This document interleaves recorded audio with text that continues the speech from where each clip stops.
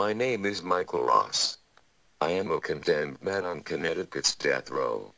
When most people think of death row inmates, I'm the one that they think of. I'm the worst of the worst, a man who has raped and murdered 8 women, assaulted several others, and stalked and frightened many more. And when I am finally executed, the vast majority of the people of the state will celebrate my death. Sometimes, when I close my eyes, I can see the hundreds of people who will gather outside the prison gates on the night of my execution. I can see them waving placards, drinking and rejoicing, and I can hear their cheers as my death is officially announced. I have lived here on Connecticut's death row for over 8.5 years now. I live in an 8 by 10-foot unpainted concrete cell for 23 hours a day and 24 hours a day on weekends. I come out for an hour of recreation 5 days a week. Other than that, the only other times that I come out is for a 15-minute shower 5 days a week, and for the occasional visit, 1/2 hour, through glass, on a telephone.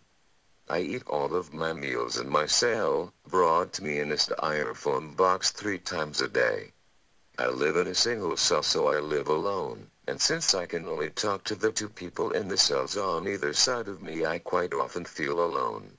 One of the results of this almost total isolation is that, after a while, a person is forced to look at himself. I'm not talking about the cursory, superficial manner in which most people look at themselves, but rather a quite painful, unrelenting search of one's very soul. Many inmates in prison, and many of those on death row, are able to lie convincingly to themselves, to see themselves as basically good people, who are the innocent victims of a corrupt judicial system, or of an unfair and uncaring society in general. Sometimes it is very difficult to honestly see ourselves as we truly are, and much easier to blame others as justification for our actions. I know this to be true, because for years this is exactly what I did. During this period I was angry, so very angry, at everyone and everything except for the one person I should have been angry with, myself. It took a very long time, years in fact, for this anger to subside and for me to begin to accept who I was, and what I had become, and even longer before I was ready and willing to accept responsibility for my actions. 2 things primarily led to this transformation. Much of the credit for the first goes to a psychiatrist from the Sexual Disorders Clinic at the Johns Hopkins Hospital in Baltimore, Maryland, Dr. Fred Berlin. He diagnosed me as suffering from a prophylactic mental disorder, and was indispensable in my fight to get the Department of Correction to acknowledge my disorder and to treat it with the medication that I now receive. The drug, Diprotopran, closed my head of the vile and noxious thoughts of rape and murder that plagued my mind for so long, and the drug eliminates the previously uncontrollable urges that drove me to commit the crimes that put me here on death row. That monster still lives in my head, but the medication has chained him and has banished him to the back of my mind. And while he is still able to mock me, he can no longer control me. I control him. I am human once again. You cannot begin to imagine what a milestone this was in my life. Try to imagine a time that a melody or some catchy tune got stuck in your mind, playing over and over and over again, driving you crazy. The harder that you try to push that tune out of your head, the louder and more persistent it becomes. Now try to imagine that instead of a harmless yet annoying tune, you experience filthy and despicable urges, desires and fantasies of the degradation, rape and murder of innocent women. Day in and day out. They fill your thoughts and fantasies when you are awake. They are in your dreams when you sleep. Imagine trying to control the urges, day by day, hour by hour. And try to imagine the self-hatred, loathing and abhorrence that you develop toward yourself when you fail. If you can imagine this, then you will have only begun to understand what I have experienced, what I had to live with, what I have become. And only then will you begin to understand the true blessing that this medication was to me. But the medication was only part of the story of my personal transformation. It gave me back my mind, a clear mind free of the malevolent thoughts and urges.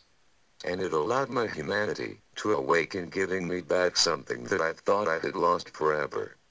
But this was just the first step, and perhaps the easiest, for I didn't have to do anything, the medication did it for me. Now began the more difficult part of my transformation, an examination of myself, a very profound, very painful, and ongoing examination. Now that my mind was clear, for the first time, I began to see, really see. It was like a spotlight shining down on me, burning away the mist, exposing every shadow of my being. I began to see things as they really were. I began to see things I didn't like.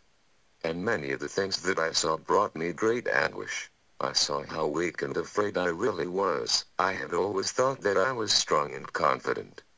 I saw how I had allowed the monster in my mind to take control of me. I saw what I had become. And worst of all, for the first time, I saw the pain that I had brought to so many, such great and unceasing pain. After my eyes were finally open and I saw the truth of what I had become and what I had done, I began to feel things, unpleasant, disturbing feelings. I began to feel the terrible agony and distress that I had brought to so many. My victims, the families and friends of my victims, my own family. And I also began to feel the awesome weight of my responsibility for my actions and of my responsibility to the people that I have harmed. And finally, I felt a profound sense of guilt. An intense, overwhelming and pervasive guilt that surrounds my very soul with dark tormented clouds filled with a mixture of self-hatred, remorse, regrets, and sorrow. All of which leaves me with a deep desire to make amends and achieve reconciliation, something which under the circumstances, seems all but impossible. Yet it is this sense of reconciliation that I yearn for the most. Reconciliation with the spirit of my victims. Reconciliation with the families and friends of my victims. And finally, reconciliation with myself and my God. This will be the final part of my transformation and undoubtedly the most difficult part. I am fortunate to have a good friend and guide for this part of my journey. Reverend John Gilmarding, a member of a group called Murder Victims Families for Reconciliation, who makes a 6-hour round-trip drive to see me once a month. I have traveled a great distance and have gone through quite a transformation since the day when I first set foot on death row, most of it alone. And I am very grateful and thankful for the help that Reverend Gilmarding has given me over the past couple of years. With his help, and if it is God's will, I will achieve that reconciliation that I so desire, and hopefully complete my transformation into one who is worthy of redemption and forgiveness. My journey is still far from over, but at least now I can see that there is a light at the end of the tunnel.